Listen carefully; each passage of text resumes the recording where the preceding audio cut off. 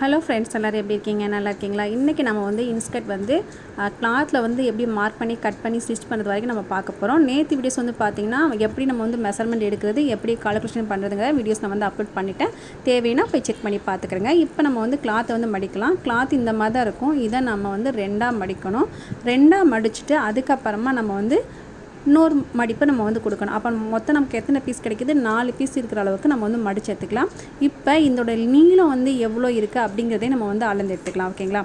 நம்ம வந்து என்னோடய இடுப்பு சுற்றளவு வந்து பார்த்திங்கன்னா 36, அது கூட 4 ஆட் பண்ணி 40 வந்துச்சு. 40 கூட ப்ளஸ் 1 வந்து 1 இன்ச் வந்து பார்த்திங்கன்னா ஆட் பண்ணியிருப்பேன். 41 வந்துச்சு.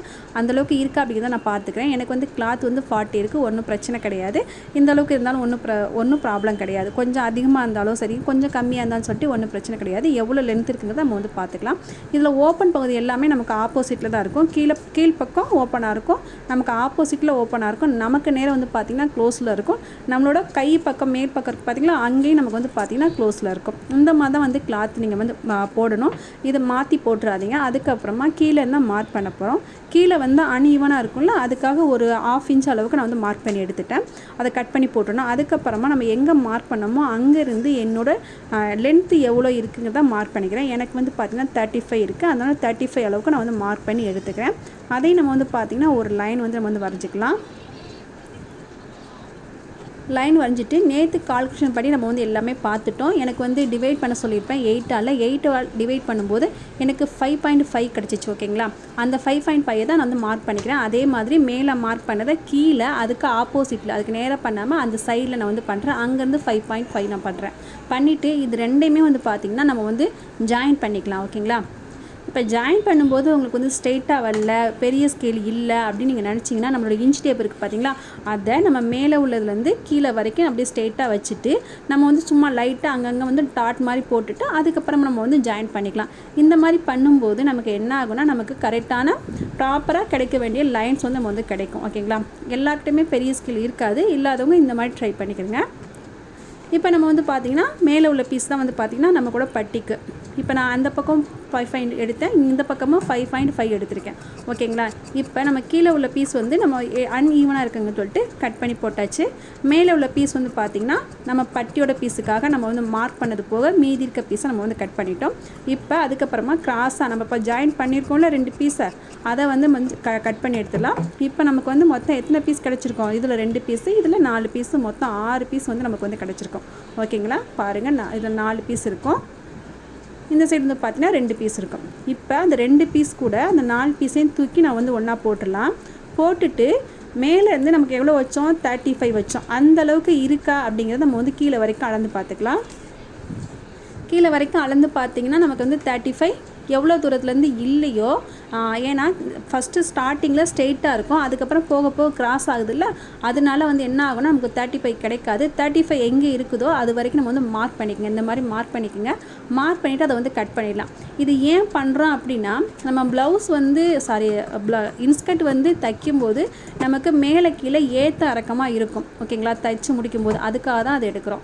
அதை கட்டிங் பண்ணி எடுத்து வச்சுட்டு நம்மளோட பட்டி பீஸ் வந்து கட் பண்ண போகிறோம். பட்டி பீஸ் வந்து பார்த்திங்கன்னா ஃபோல்டிங்கில் ஸ்ட்ரெயிட் பீஸாக இருந்தால் நமக்கு எவ்வளோ இடுப்பு சுற்றளவு 40, அப்போ நம்ம வந்து 40 வச்சு எடுக்கலாம்.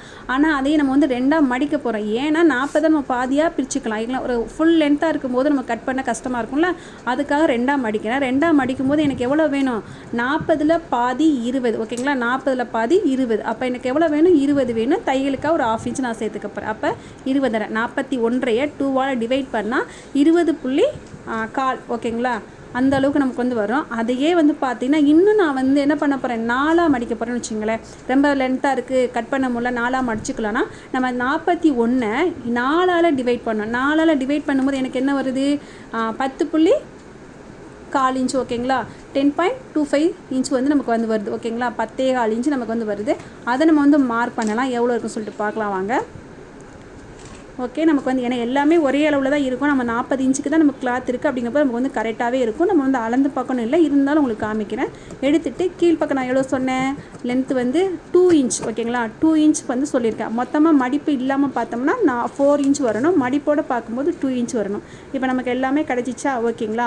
இப்போ அதை பட்டி பீஸையும் எடுத்து வச்சாச்சு. இப்போ ஸ்ட்ரெயிட் பீஸை இன்ஸ்கர்ட்டை வந்து எப்படி நம்ம வந்து ஸ்டிச் பண்ண போகிறோங்கிறத பார்க்கலாம்.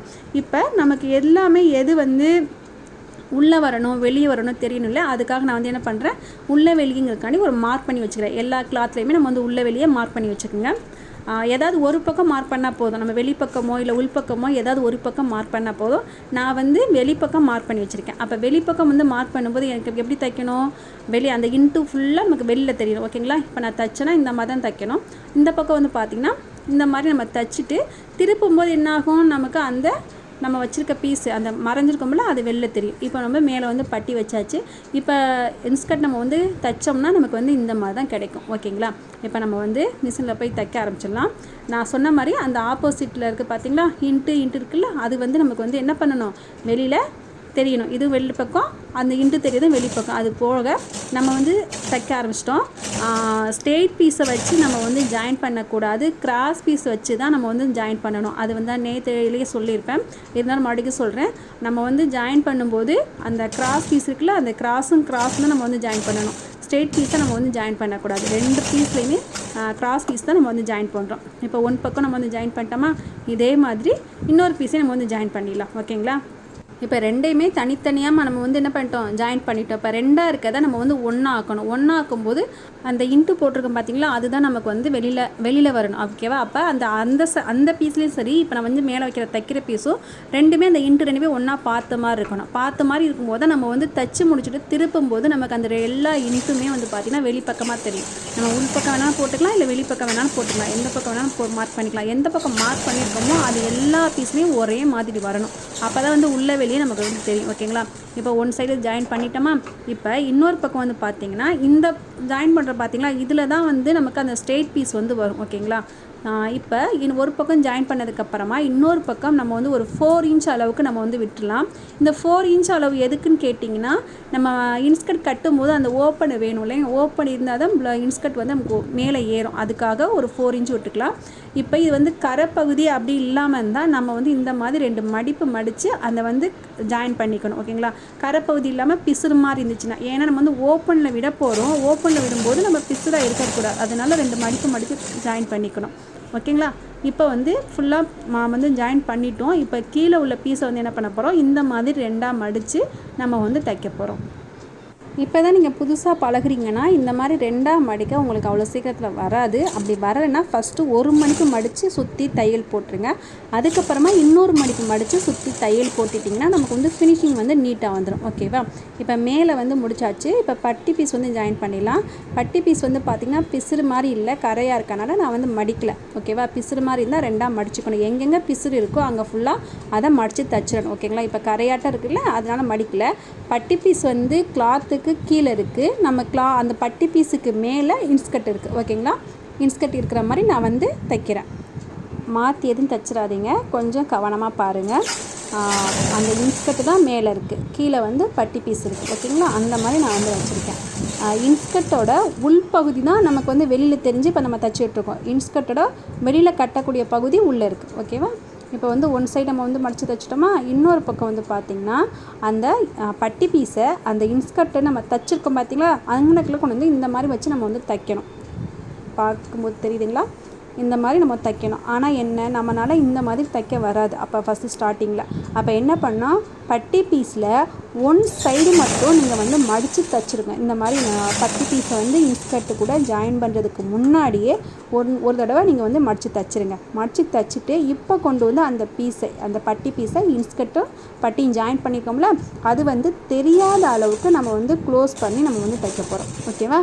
இப்போ நீங்கள் பார்த்தீங்கன்னா உங்களுக்கு ஓரளவுக்கு புரியும்னு நினைக்கிறேன். கண்டிப்பாக உங்களுக்கு புரியலை அப்படின்னா கண்டிப்பாக டவுட் கேளுங்க, நான் கண்டிப்பாக கிளியர் பண்ணுறேன். ஓகேங்களா? இப்போ இந்த மாதிரி தைச்சி முடிச்சாவே நம்ம வந்து இன்ஸ்கர்ட் வந்து நமக்கு வந்து ஃபுல்லாகவே முடிஞ்சிருச்சு.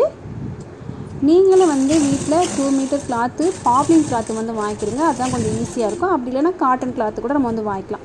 வாங்கி நீங்கள் தைச்சி பாருங்கள். ஏன் நம்ம வந்து எடுத்தோன்னே இன்ஸ்கர்ட்டு தைக்கிறோன்னு கேட்டிங்கன்னா, இதில் வந்து எல்லாமே ஸ்ட்ரெயிட் லைன் தான், நமக்கு வந்து வளைவு கிளிவ்லாம் எதுவுமே வராது, எல்லாமே ஸ்ட்ரெயிட்டாக நம்ம வந்து தைக்கக்கூடியதான். ஃபஸ்ட்டு நம்ம வந்து ஸ்ட்ரெயிட்டிங்கில் நம்ம வந்து தைச்சி பழகிட்டால் தான் நமக்கு அடுத்தடுத்து நம்ம வந்து தைக்கிறதுக்கு ஈஸியாக இருக்கும். அதனால் ஃபஸ்ட் நீங்கள் வந்து இன்ஸ்கர்ட் வந்து தைச்சி பழகிக்கிறீங்க. இப்போ ஃபுல்லாகவே நம்ம வந்து தைச்சிட்டோம். இதோட கால்குலேஷன் வந்து பார்த்திங்கன்னா நேற்று நான் போட்டுவிட்டேன், அதை செக் பண்ணி பார்த்துட்டு அதை வச்சு நீங்கள் வந்து எல்லாமே முடிங்க. உங்களுக்கு எதாவது தெரியல, உங்கள் டவுட்டு எதாவது இருக்குன்னா கண்டிப்பாக கமெண்ட்டில் கேளுங்க, குரூப்பில் இருக்கவங்க குரூப்பில் கேட்டு கிளியர் பண்ணிக்கோங்க. சீக்கிரமாகவே இன்ஸ்கர்ட்டை தைச்சி எனக்கு வந்து அப்லோட் பண்ணுங்கள். இன்ஸ்கர்ட் வந்து கீழே வந்து பார்த்திங்கன்னா எவ்வளோ ஒரு அகலமாக இருக்குது பாருங்கள். இந்தளவுக்கு அகலம் இருந்தாவே நம்ம வந்து கட்டுறதுக்கு அந்த தடிக்கு விழுகிறது அந்த மாதிரிலாம் எதுவுமே இல்லாமல் நல்ல அகலமாக நமக்கு வந்து கிடச்சிருக்கு. ட்ரை பண்ணி பார்த்துட்டு சொல்லுங்கள். யாராவது ஃப்ரீயாக கற்றுக்கணுனாலும் நம்ம சேனலை ஷேர் பண்ணுங்கள்.